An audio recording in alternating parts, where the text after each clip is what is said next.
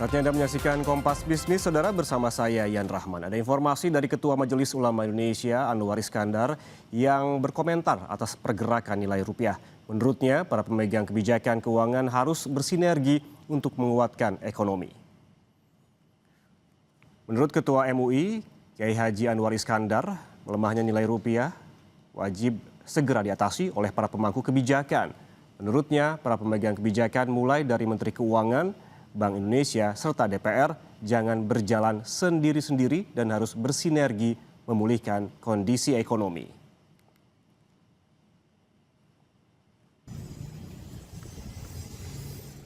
Nilai rupiah itu kan sedemikian jatuh ya, sampai hampir ke angka 17 per dolar. Itu suatu indikator ekonomi yang tidak baik.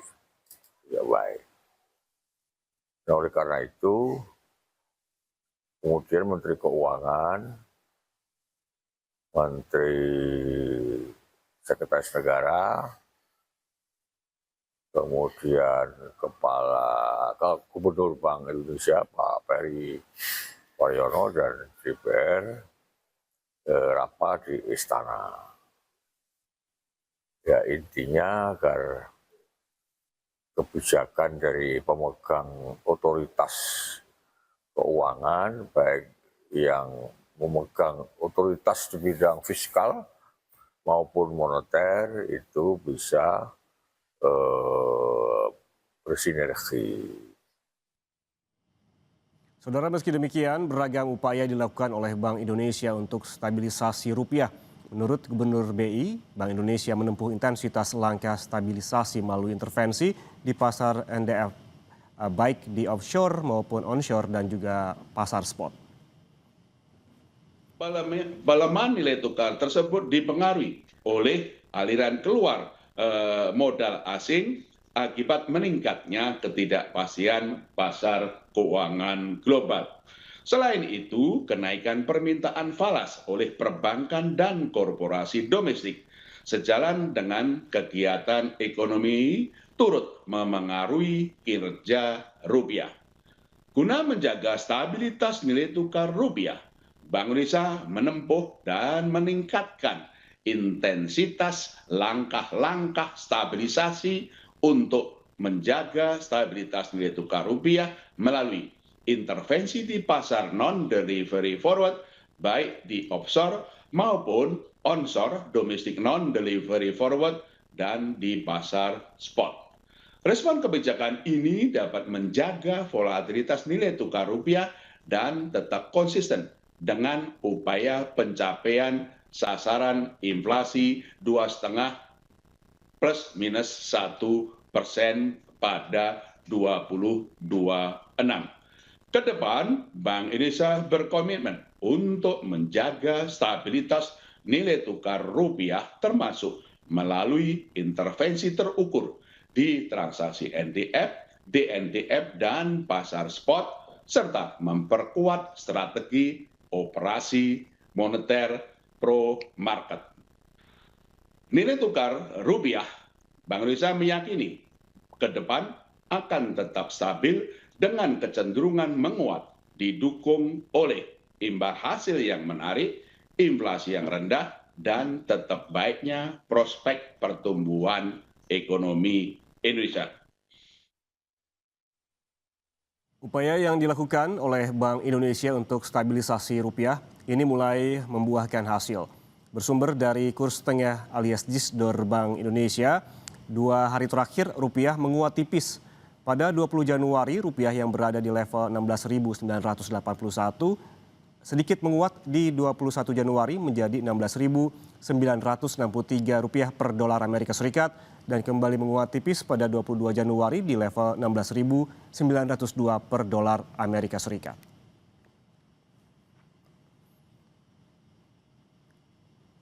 Kita beralih ke informasi lain. Saudara, Otoritas Jasa Keuangan OJK mengembalikan uang senilai 161 miliar rupiah hasil investigasi kasus penipuan yang dikumpulkan Indonesia Anti-Scam Center atau IASC sejak 2024 hingga 2026. Dalam periode ini, IASC menerima 400.000 lebih laporan penipuan dalam sektor keuangan.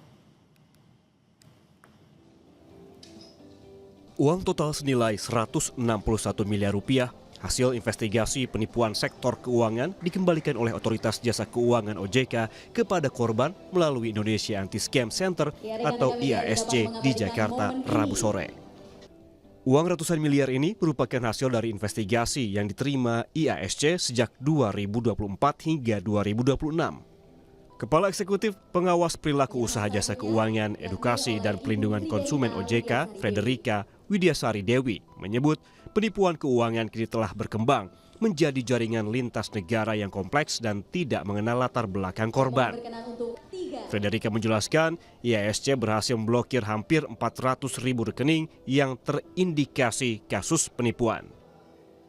Ini Mbak lihat ya, yang orang lapornya cepat bisa dananya dikembalikan 100%. Namun kalau lama ya itu udah kemana-mana karena itu nggak cuma muter-muter di sektor perbankan tapi masuk ke sistem pembayaran, masuk ke misalnya dia belanja online, masuk ke kripto dan lain-lain. Itu juga sesuatu yang kecepatan orang melapor itu sangat penting. Nah, hasil kerjasama dari bapak-bapak ibu yang ada di sini, sebetulnya dana yang bisa kita blokir adalah 400 miliar rupiah. Namun hari ini yang bisa kita kembalikan clean and clear 161.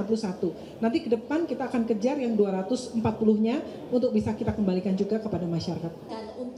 Sementara, Ketua Dewan Komisioner OJK, Mahendra Siregar, menyebut maraknya kejahatan penipuan merupakan dampak dari pesatnya digitalisasi di sektor keuangan. Mahendra juga meminta masyarakat tidak perlu takut untuk melapor bila menjadi korban penipuan. Tidak usah malu, tidak usah sungkan, itu uang kita, uang Bapak Ibu. Dan kalau ada yang menyalahkan Bapak Ibu kenapa teledor, kenapa begini ya, yang menyalahkan itu jelas nggak mengerti persoalan. Itu seperti orang rumahnya kemalingan, Pak. Masa yang kemalingan disalahkan? Gitu. Udah jelasnya salah malingnya. Masa mau disalahkan lagi? Kenapa pagarnya nggak 5 meter gitu? Kenapa nggak pakai kawat berduri? Udah kena musibah malah dimarahin. Kedepan, untuk memperkuat sistem penanganan penipuan sektor keuangan, OJK berencana membentuk National Fraud Portal yang dibarengi dengan perluasan kolaborasi lintas sektor termasuk dari sisi kripto. Niko Anggriawan, Samzari, Kompas TV, Jakarta. Saudara, jangan kemana-mana, usai jeda Kompas Bisnis akan kembali dengan menghadirkan perbincangan yang membahas strategi pendanaan PT SMI untuk percepatan pembangunan. Tetaplah bersama kami.